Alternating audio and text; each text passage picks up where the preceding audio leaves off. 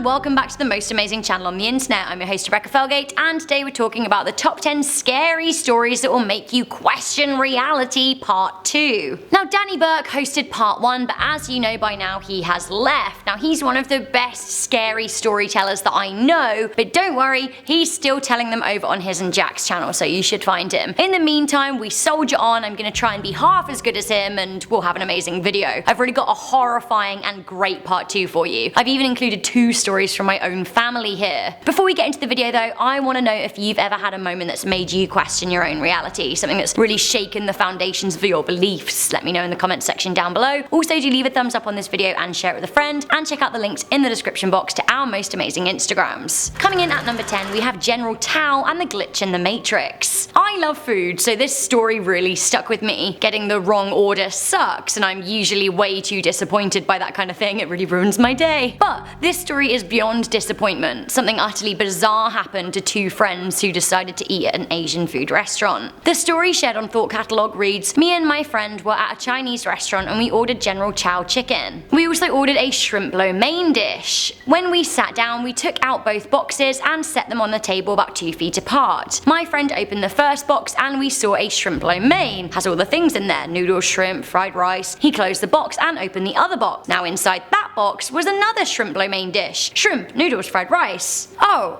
I think they must have mixed up the order. Or I was just about to say this, but my friend said out loud, oh, looks like they made a mistake and gave us 2, as he opened up the first box again. Now inside the boxes this time were 2 General Chow chickens.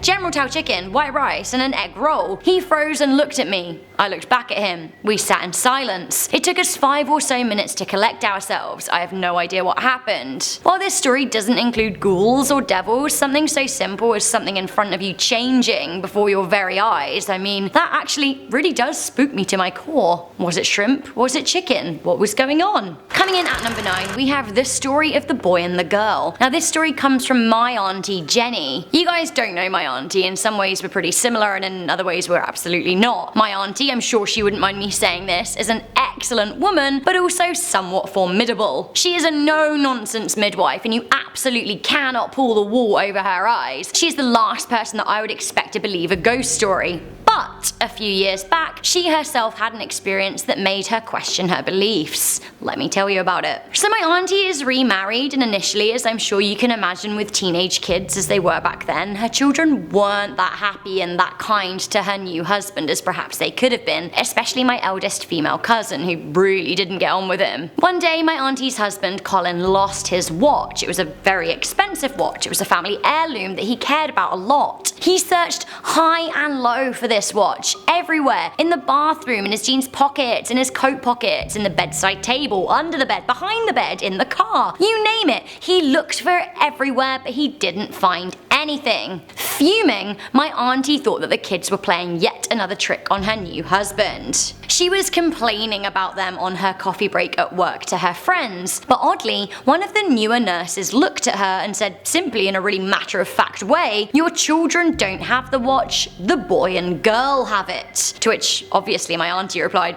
"What boy and girl?" The woman said, almost a bit surprised by the questioning of the boy and girl, she said, "Well, the boy and the girl. They're always with you. They've always been with you. Go home and ask for them for the watch back and they will return it." Perplexed and bemused, my auntie basically just amused the woman by saying that yeah, she'd do it, but she didn't actually plan to. Although when she got home, something possessed her to just give it a go. So she stood in her house alone and saying to the thin air, she said, "Give it back. Please give me back the watch." She didn't think too much more of it. I mean, that being said, she thought about her weird colleague and she told my nana about it on the phone, but she didn't think it would amount to anything. Until my nana stopped for a moment and said, "Well actually, that's really weird because come to think of it, when you were little you used to have 2 imaginary friends, a boy and a girl. You would walk around the garden with your arms out holding their hands, or so you'd say." My auntie and my mum did grow up on an old farm dating back to the Victorian times. It was kind of creepy. Well, this actually really freaked my auntie out. But the icing on the cake came the next morning. Her husband put on his coat to leave the house and slid his hand into the pocket. What did he find?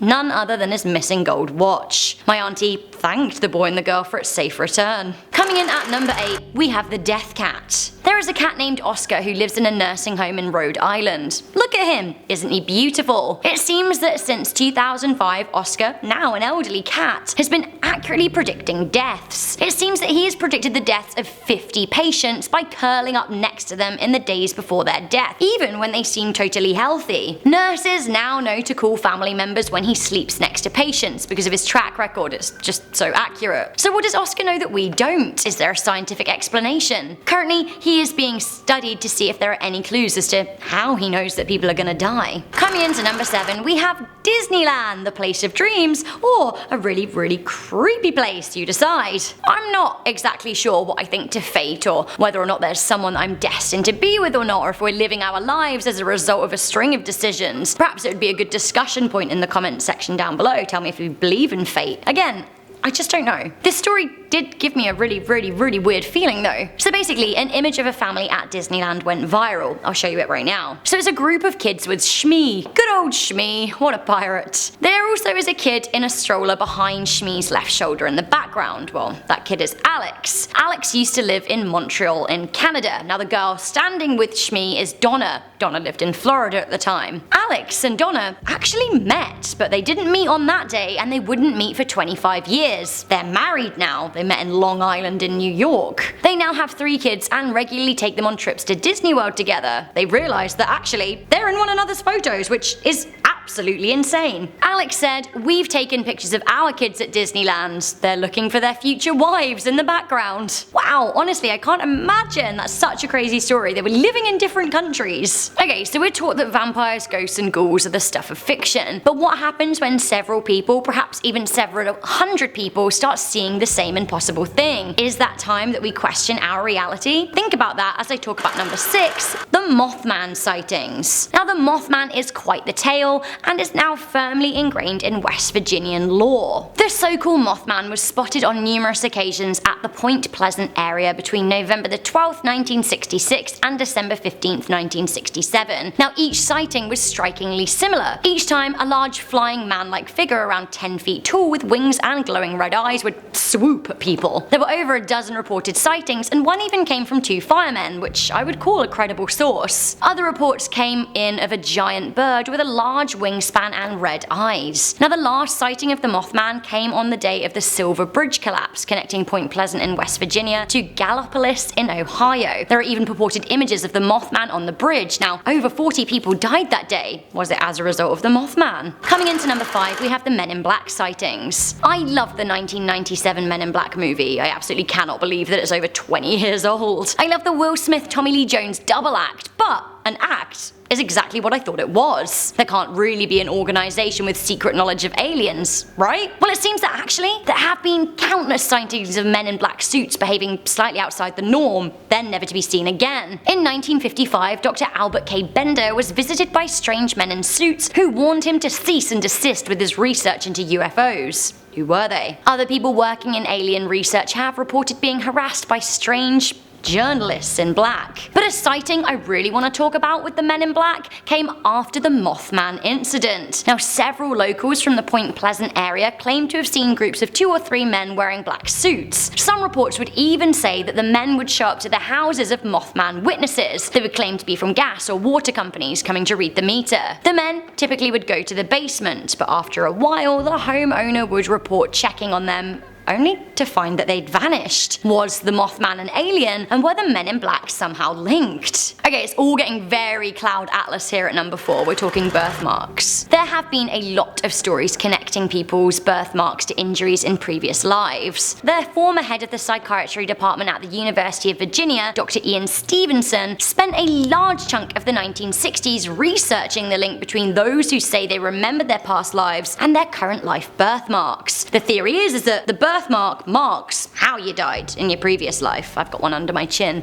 I don't really know what that means. So there was a young boy in India who was adamant that in a previous life he was called Maharam and he was shot close range in the chest several times. Now Dr. Stevenson was able to find the autopsy report for Maharam. Now his bullet wounds exactly match the boy's birthmarks. Another of the cases that Dr. Stevenson came across was from a 12-year-old boy in the Middle East. Now, he was born with a really strange ring-like mark around his neck. Now, he says he remembers his previous life and that his two uncles actually beheaded him in order to get his inheritance. Jesus. We actually did a whole 2-part series on reincarnation. Danny did part 1, I did part 2. They're super interesting, so if you want to know more about it, then do watch those videos after this one. Coming into number 3, we have the call. Have you ever received a call from beyond the grave? Can you even imagine that happening? Now, this story comes from Redditor Leafy Green Mountain, and it got 1.2 thousand upvotes. The story they tell is really sad, but with a kind of spooky light at the end of the tunnel depending on how you see it. They wrote, I was a total idealist back in high school, so when choosing a college, I chose to go somewhere that none of my friends were attending so that I could strike out on my own in a finding myself sort of way. Well, I ended up making a few really close friends in my first semester. I mean, these guys became like family to me in a matter of months. One day during winter break, one of the guys, my buddy Kimbo, had gone back home to visit friends and family, and on his return trip to our college, he actually hit a bad patch of ice and got into a car accident and was sadly killed. They said it hurt so much for such a long time. They said, I still think about him all of the time. But anyway, a few weeks after Kimbo's accident, me and the rest of the guys were getting back from a party off campus, and as we were standing outside our dorm room building smoking a cigarette, I felt my phone vibrating. I pulled it out, and I saw that I was getting a call from Kimbo's phone. Dumbfounded, I showed my friends and answered the phone really quickly. When I picked it up, it went directly to his voicemail, which played the same message it always had. It never happened again, and we never really talked about it, but for me it was one of those someone's looking after me moments. I hadn't been doing very well after his death, but seeing his name show up on my cell phone screen one final time made me feel a whole lot better for a time and really helped me get out of the slump that I was in. I have no idea how his phone could have possibly called me, and I doubt I ever will. It was one of those glitch in the matrix moments that I'll forever be thankful for. Rest in peace, Kim, but feel free to call again. That really almost had me tearing up when I was reading it before putting it in the video. Like, how sweet and sad. I often think about what happens to people's phones after they die, and like, I don't know, what happens? I guess the numbers are recycled, but what was going on in this story? Was Kimbo calling him from beyond the grave just to let him know that he'd always be his buddy? Coming into number 2, a different direction, we have the Bermuda Vortex. Okay, so you've all heard the stories of the Bermuda Triangle, but actually, some of them have really made me sit and think. A number of pilots have experienced a strange phenomenon in the Bermuda Triangle, and they aren't your kind of Daily Mail headlines. These come from genuine, credible pilots who are known for flying and being incredible. Famous pilot Charles Lindbergh had a weird experience flying over the Bermuda, but one of the most haunting accounts comes from Bruce Gernon. So this story comes from the 1970s when Gernon was flying over the Bermuda Triangle on his way to Palm Beach. This was shortly after the takeoff from Andros in the Bahamas. He came across a storm and he tried to fly around it. He then spotted a weird tunnel in the clouds and thought, you know, like whatever, cloud formations, and he decided to fly through it. In the tunnel though, he said that he had a feeling as if he was slipping through space. His heart started beating faster. He was kind of stressed out. He said he got out of the cloud tunnel after around 20 seconds, but the Miami air controllers were really worried because his plane had disappeared off their radars altogether. He describes the tunnel as being filled with like an electromagnetic yellowish grey fog surrounding the plane and messing with his instruments. When he emerged from the fog at the other side of the tunnel, he thought he was over Bimini, but air traffic controllers told him that he was flying directly over Miami Beach. Now, that should have taken him around 80 minutes of flight time, but he'd been only flying for 34. He was absolutely baffled. He seemed to have travelled 100 miles in 3 minutes, so 1,918 miles per hour, when his plane was only capable of travelling at 200 miles per hour.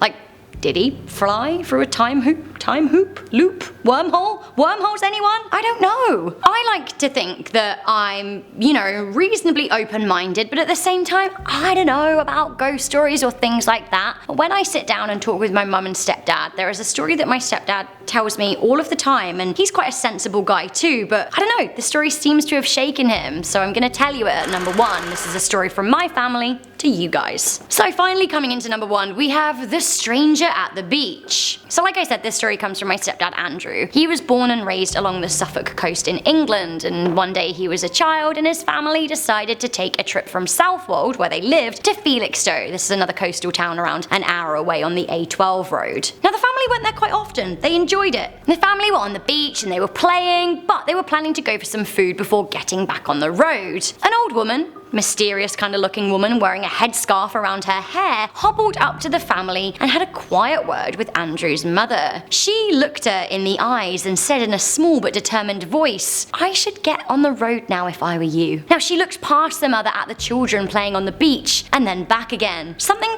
passed between the two women. The mother was confused, but there was something in the older woman's eye that made her take her words very seriously. She said nothing and the woman walked away, seemingly not approaching anyone else on the beach. Andrew's mother piled all of her kids back into the car, ditching the plan to eat before leaving. They had a clear and safe drive back home and got home in good time. It was only the next day that Andrew's mother read in the newspaper about a serious car pileup on the A12 that had killed dozens of people, including children. Descriptions described it as being like a war zone. Whoever that woman on the beach was, she stopped them getting caught in the accident and may very well have saved their lives. Spooky, weird feelings. So that was the top 10 stories that will make you question your reality, and I am feeling really weird now. Like, I think I have a reasonably good grasp on what's what. I'm quite a scientifically minded girl, but when I hear stories like this, I do start to think maybe there's something going on in the world that I don't understand yet, and that makes me feel weird and makes me make videos like this for you. So once again, I want to invite you to share any strange stories that you might have in the comment section down below. Perhaps if we make a part 3, I'll include some of them. Do you believe in ghosts? Do you believe in parallel universes or spooky predicting ladies on the beach that warn you to go home? I don't know, my mind is blown. Please do like this video and share it with a friend, and stick around for more videos coming to you soon. I need to go and have a little lie down and process this. So I'm your host Rebecca Felgate, feeling weird. I'll see you soon. Bye.